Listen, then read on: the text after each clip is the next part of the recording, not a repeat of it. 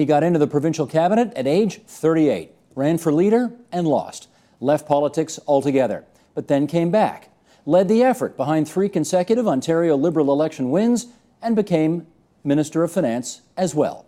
Not a bad run for Greg Sorbara, who retired from elective office earlier this summer after 27 years in public life.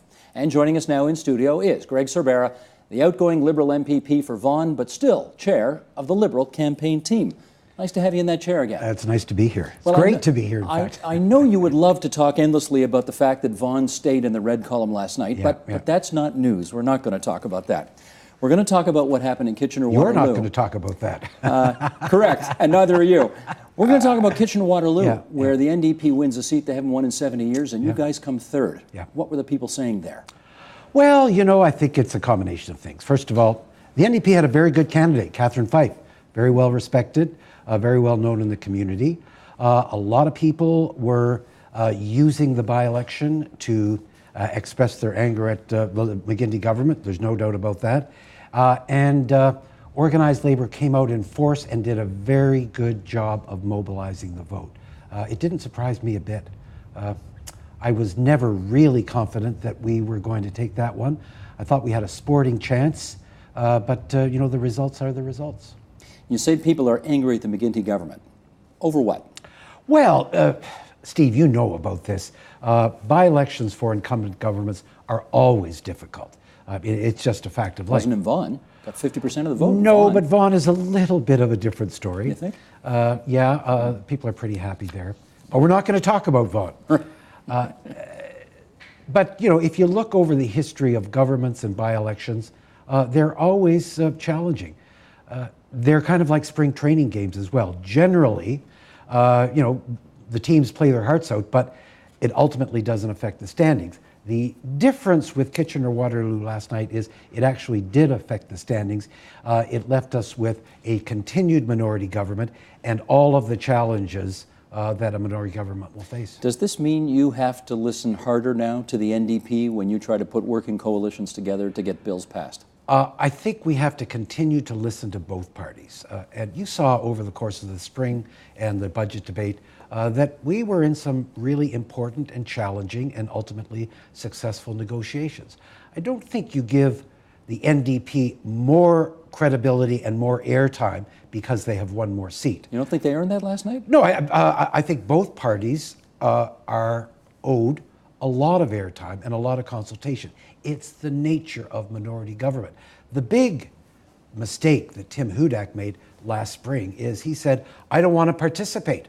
I don't want to have anything to do with it. Go and negotiate with Andrea Horwath. And I thought that was a terrible mistake on his part from my own political analysis.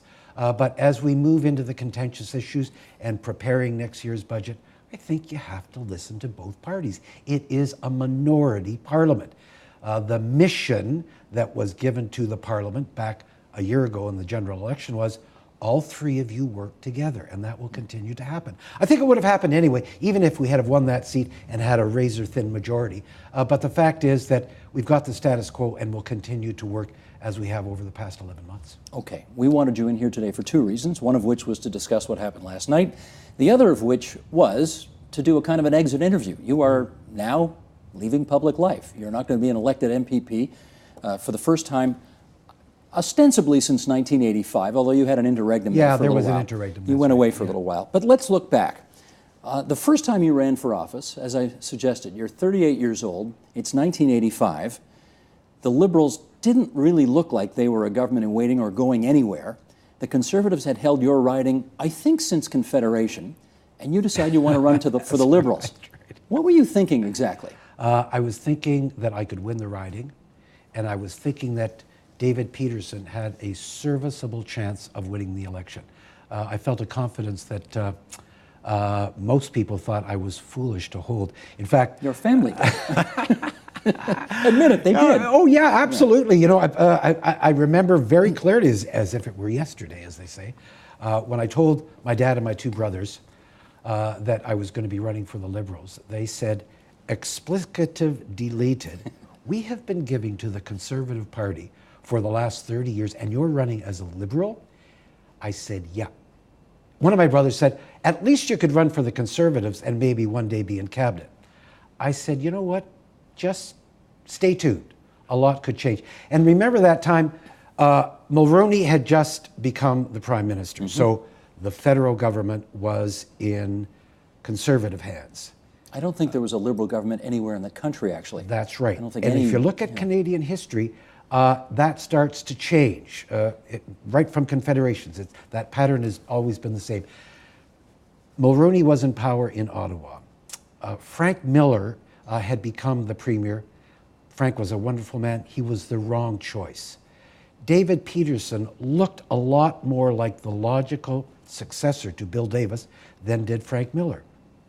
In my own riding, it had gone from a predominantly rural riding to a predominantly urban one with a very large voting bloc of Italian Canadians in the heart of the riding, so where I lived. You got that more than the Conservatives did. That's frankly. Right. You know, I also actually won Newmarket and Aurora, which was a real honor because, and Witchart Stouffville, which they're very ornery out there, wonderful people, but I was able to take that just by a slim margin. Did you have a clue? I mean, you're 38 years old when you got into cabinet. Did you have a clue what that meant or how to do that job?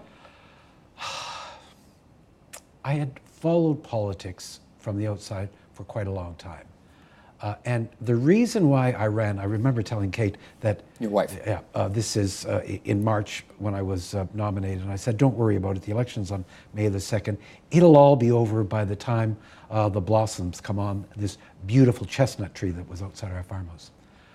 And, but I did think I was gonna win, and I thought I might have some abilities in this area. You never know until you actually get down to the job. We didn't win the election, let's remember that. We came in second. There was an accord with Bob Rae and the NDP. We formed a government, and Dave Peterson asked me to be his Minister of Colleges and Universities and Skills Development. When I regained consciousness, no, I was honored. It was a little bit frightening at the beginning. There was so much to learn right away, but I felt comfortable in the work. I felt like I was doing the work that I was cut out for. The former broadcaster Fraser Kelly said to me at the time, this David Peterson's good, he can be premier as long as he wants to. Yeah. As we quickly discovered, it was to last 5 years. That's right, yeah. 1990, you go around the cabinet table, the premier asks for everybody's views on whether or not you should call an early election. I'm told you were the last holdout. What was your concern about going early? Well, a number of things. First of all, I lived in British Columbia when Dave Barrett was the premier, and he called an early election, and he got his rear end kicked.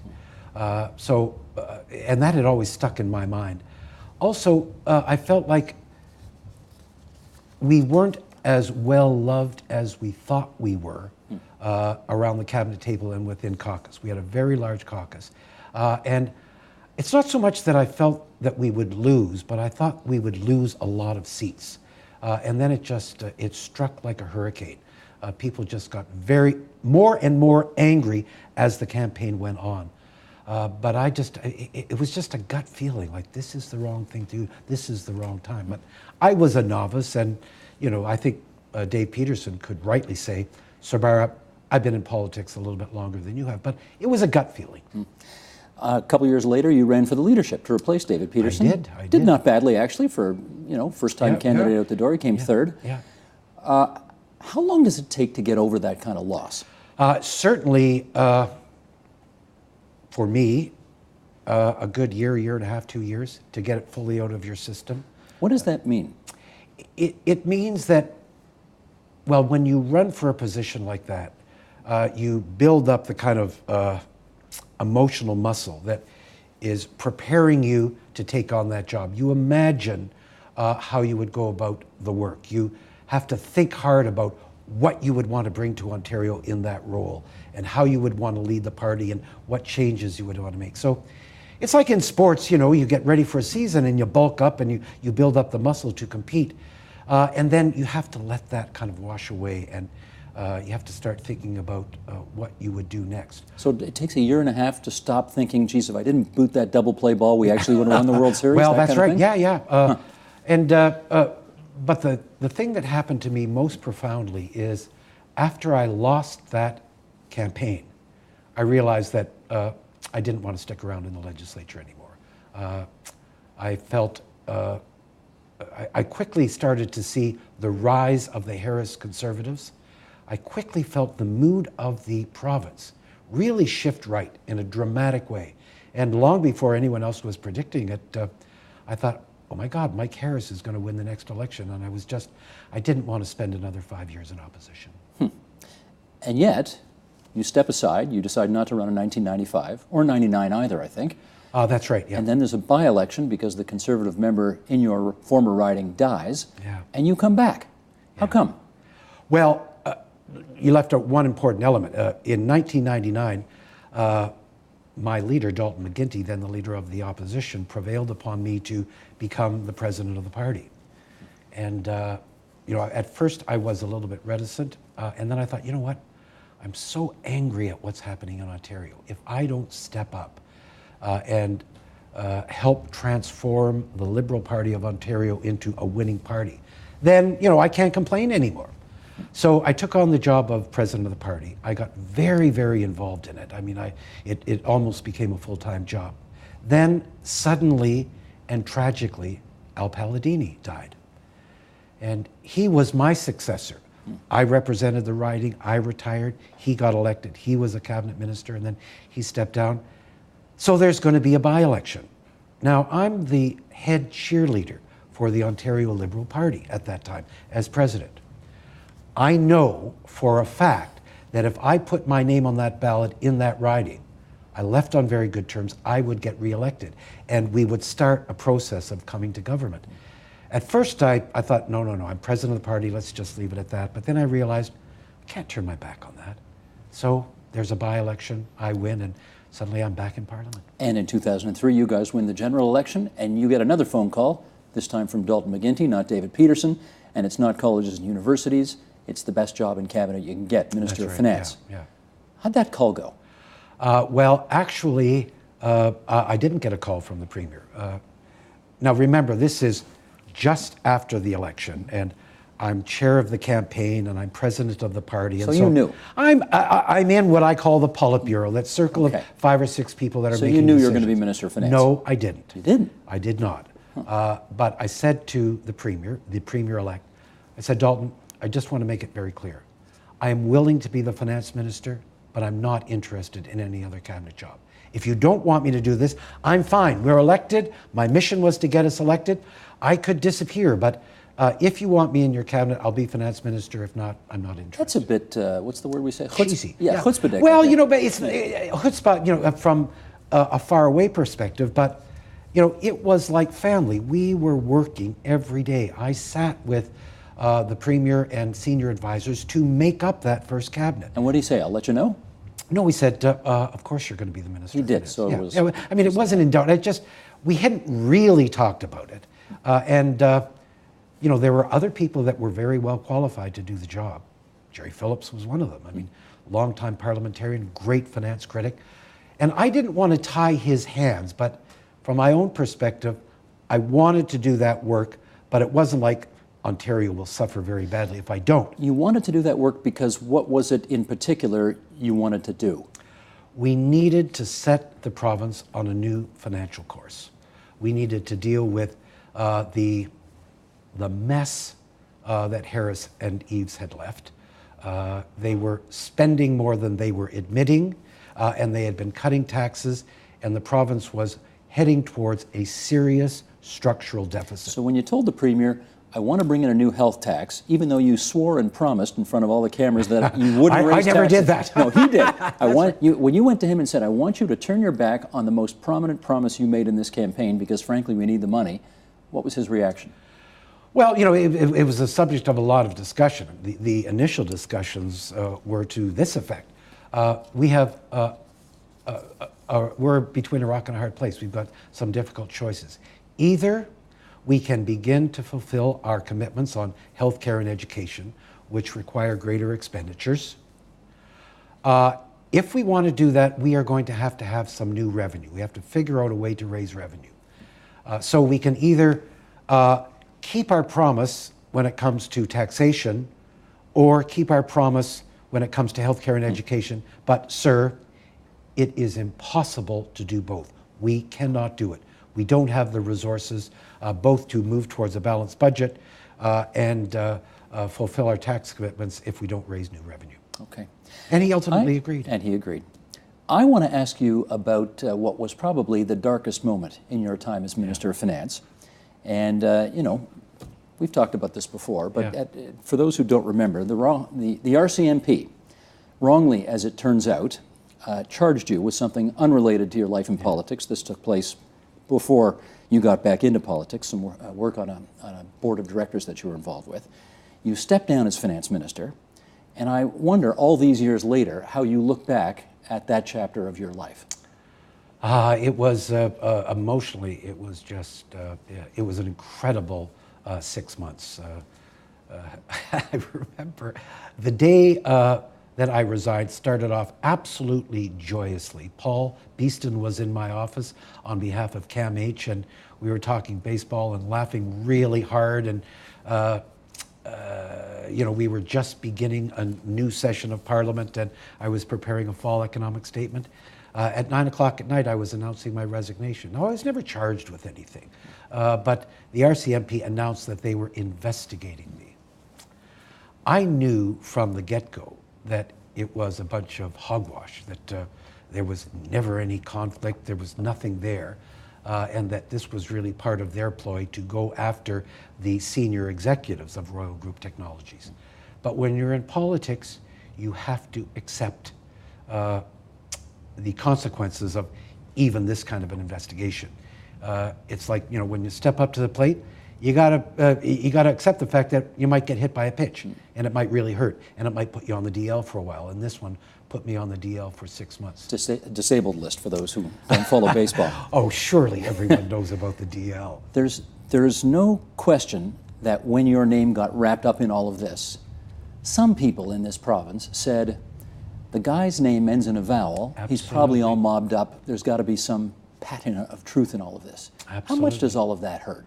Not as much anymore, but I did hear just a few days ago a friend who had been in the home of another friend, and there was an RCMP officer at that time who had actually been working on the investigation. And to quote, this is all hearsay, but apparently the officer said, "We are going to get that guy." They were determined. They wanted to bring down a politician. And I don't want to get into the problems that the RCMP had, but from the beginning, I said publicly, this will be more embarrassing for the RCMP than it will for me. But there were some real benefits of stepping aside for 6 months. The first is that I realized within days that I can live without this. I don't need to be a very important person. And that helped me, you know, a year and a half or 2.5 years later when I told the Premier that I wasn't going to be his finance minister anymore. I had spent that time and I realized, you know, part of the problem with politics is that some politicians believe that their life is meaningless anymore if they don't do the work. So that really helped me. And there's if I can, a wonderful little story about when the investigation was over and the court said, please get off of Sorbara's case. This was Thursday before the May long weekend in 2006. The Premier phoned me and said, I want to swear you in as finance minister again. So can you come down tonight? And I said, Dalton, you know what? It's the long weekend. Katie and I have got some plans for the weekend. Why don't we just wait until Tuesday? And besides, look, if we do this, then all those bureaucrats at finance, they're going to have to spend the entire weekend briefing me. So do you mind if we just hold off till Tuesday? And he said, this is amazing. This guy Sorbara, talking about me, who is always pushing me to go right away, is saying, just hold off for a second. But I just wanted those last few days of privacy and preparing. But I'll remember Thursday morning, 10:30, I got a call from my lawyer who said to me, the case is over and you've won hands down, this is all over. And I'm breaking up thinking about it. I cried for a half an hour. I mean, just all of the emotion of 6 months of turmoil. No one was home, so no one was there to say, oh, it's okay, this is all good. But I just felt this emotional burden, just empty. And I couldn't do anything but just keep crying and crying. It was amazing. They say this kind of thing is even worse on the family, because the family can't do scrums and defend themselves. They just get the brunt of it all. How did your family handle all of that? Well, it's interesting. My two brothers were just absolutely appalled. Kate kept saying, "This is just so stupid, but God, I'm glad you're not finance minister for a while, because we're going to have a little bit more time."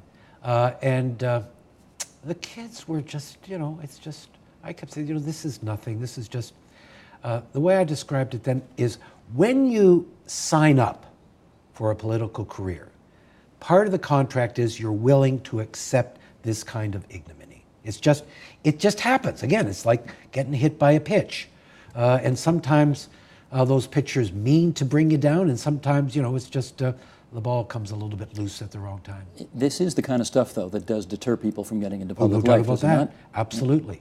Have you... People have said to me, I wouldn't go through what you went through for all the tea in China.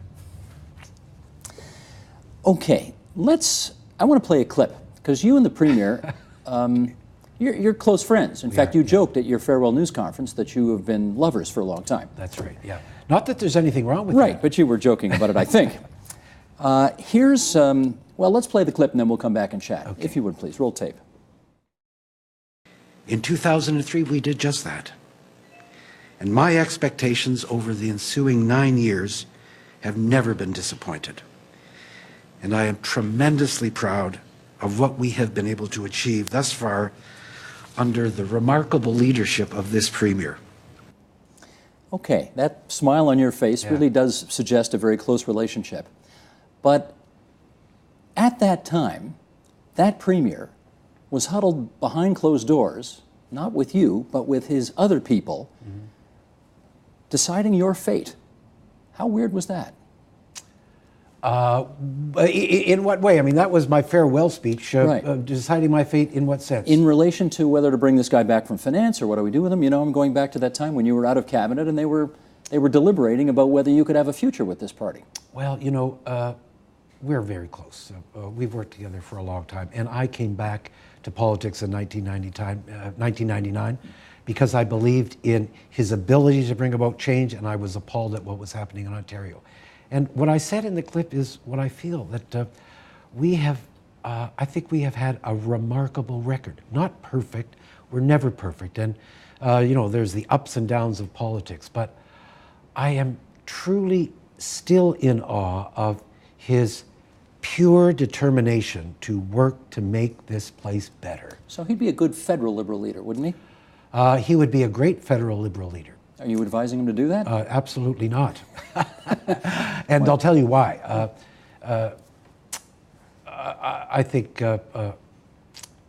Terry would have his hide. His wife. Terry, his wife. Yeah, she is just such a saint, and it's a real burden being the wife of a minister, but a tremendous burden being the wife of the Premier, because so much of this man's time is taken up with 13 million Ontarians. And they love one another deeply. The other thing is that, he's given now from 1990, 22 years of his life to this work. To go back and have to start all over again, rebuilding a federal party and maybe going through 2 elections before becoming the Prime Minister, I think that would be a lot to ask. He is a really appropriate candidate. But my advice is, you do not have to take up that cup. There is a concern that when politicians get to a decade in office, and Premier McGuinty's at 9 years right now, and we saw what happened with Jean Charest, he nudged up to 10, and they thought, okay, thanks, that's enough, that the voters can get tired of you. Yeah, even if you're doing a good job, the voters can get tired of you. Maybe he's looking for another challenge. Maybe he'd like to try something new. The federal Liberals need some help. I mean, he's thought about all this, surely, hasn't he? Oh, there's no doubt about that. You think he's tempted at all to do it? I think that, like every politician, he wonders when he is going to relieve himself of the burden of very challenging and difficult work. But I don't think there's any magic to 8 years or 9 years or 10 years. Mike Harris lasted 6 years. He went 2 more years with Ernie Eves. 95 to 02. Yeah. But look at Mr. Davis. And 14. we all know that Mr. Davis probably could have won another mandate had he wanted one in 1984. And, you know, Mr. Trudeau, 16 years with a little bit of an interruption in 1979. Not to mention Mackenzie King, who I think is still kicking around somewhere. 22 years for him. Well, that's right. So, but I think that, look, when I look at Quebec, there's no doubt in my mind that the Charest government, the government had become tired. There was no new news coming. There was nothing to inspire. Jean Charest called an election and thought a battle with students might help him over the electoral hurdle. But I don't think he pointed to any particular record. This premier, our premier, Dalton McGuinty, feels like there's a lot more to do. He is, after Mr. Davis, the education premier. You think there's no doubt he'll contest the next general election in Ontario? That's a decision that he'll make. My advice is, you know, you're the best guy to do that. But, you know, look, I'm not going to speak for him. I'm just saying that knowing what I know about him and his energy and his aspirations for the province, he wants us to get out of the tail end of this economic downturn. But, you know, he'll make that decision. It's just when I see him, I see the kind of energy that is in a person that wants to keep going and keep improving things. Who are you going to back in the federal Liberal leadership race? I'm despondent. I don't know if I'll be there at all. You know, there's no secret to the fact that I'm a great fan of Bob Rae's. And the thing I regret most about his not being in the leadership debate is that leadership contests of that sort play a very important role in the life of Canadian politics, because it's in those battles that new ideas come up and people start giving a new description of what the country could be. No one could do that better than Bob Rae. He would bring class and effectiveness and eloquence to the debate about the future of this country in a way that no one else that I know of could do. So I don't know who's going to run, but the fact is, given that we did not win a majority last night, my major role is to prepare us for the next general election. So I don't know if I'm going to have any time in any event. Okay. A couple of minutes left, couple of questions. What's your favorite rock and roll group? That would be Dragonette. And for those who don't know why, do you want to explain why? Well, sure. I mean, my daughter's a rock and roll star, and my life is changing dramatically. When I get introduced now, people say, "Are you any relation to Martina Sorbara?" Oh, I love her, and I love her too. I love her as a daughter and as a great artist, and as someone who just brings joy wherever she is. Last question. You are now, I think September 4th is your birthday. That's right. You just turned 66? You got it. 66. What are you going to do now? I'm going to play more tennis. I played a great tennis match with my friend Arthur Lofsky this morning. 6-4, 6-2 for me. But I don't really know. I'm idle right now, save and except for being very active in these by-elections. And I like being idle. I want some of the legislative member, the MPP, to wash out of me, and I'm interested in what new themes might arise. I'd love to be able to make some notes and write some stuff. There are business interests that I have to attend to, but I guess secretly I'm hoping that something very interesting will, an opportunity will come by and it will bring real grit to the next 20 years. It seems to have worked out that way for you for the last 20. So far, so good. Yeah. Really good of you to come in today Thank you. and Great spare to some be time here. with us here at TVO. Yeah. Okay. Thanks, Greg Steve. Sorbara, outgoing MPP for Vaughan, once again. Support Ontario's public television. Donate at tvo.org.